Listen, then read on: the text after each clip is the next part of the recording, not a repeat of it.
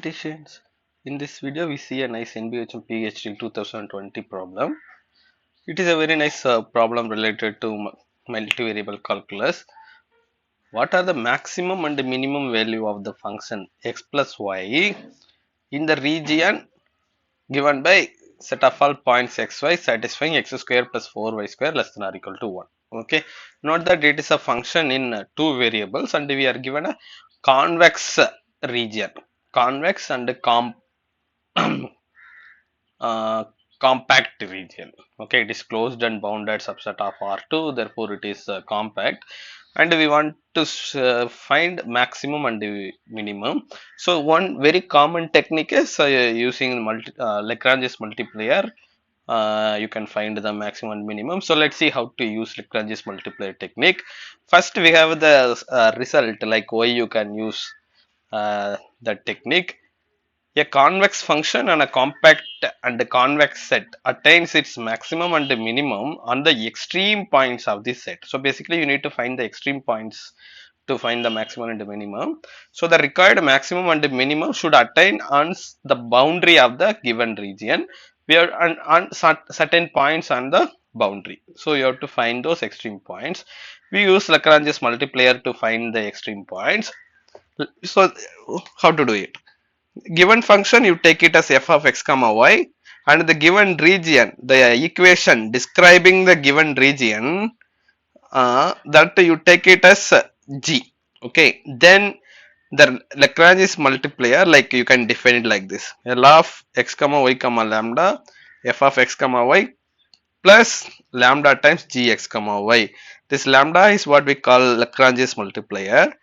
So if you substitute the value, you get f of x comma y is x plus y, g of x comma y is x square plus 4y square minus 1. Now we want to find this lambda.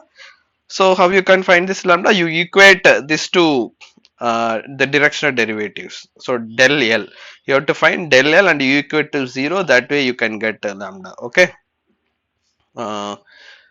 So we've calculated del L. So if you calculate del L of this function, you get del L is, you see, there are three variables x, y. Now we have put this L also. So the dou L by dou x, dou L by dou y, dou L by dou lambda. So if you calculate the partial derivatives, you get these values. Okay. So if you differentiate with respect to x, you get a 1 here. Here you get a 2 lambda x. Similarly, you can calculate other partial derivative also. Equating it to 0, you get from this first, you get 1 plus 2 lambda. This should be 0, this should be 0, this should be 0. You get three equations.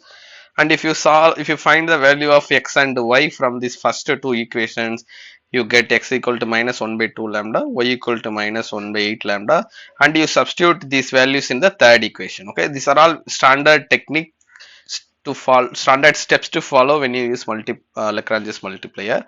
So when you substitute these values in the third equation, you get lambda is equal to plus or minus root pi by 4. Okay, now you substitute lambda equal to root pi by 4, you get, so you will get a value for x and y, and similarly you substitute lambda equal to minus root pi by 4, you will get another value for x and y.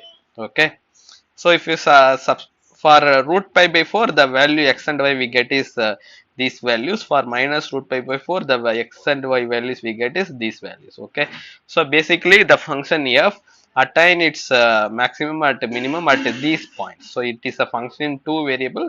So you take only the x and y coordinates of these points. So if you substitute these points in this function f of x equal to x plus y. So first you substitute this point. First you substitute at this point, then you substitute this point, and the maximum value is the maximum and the minimum value is the minimum.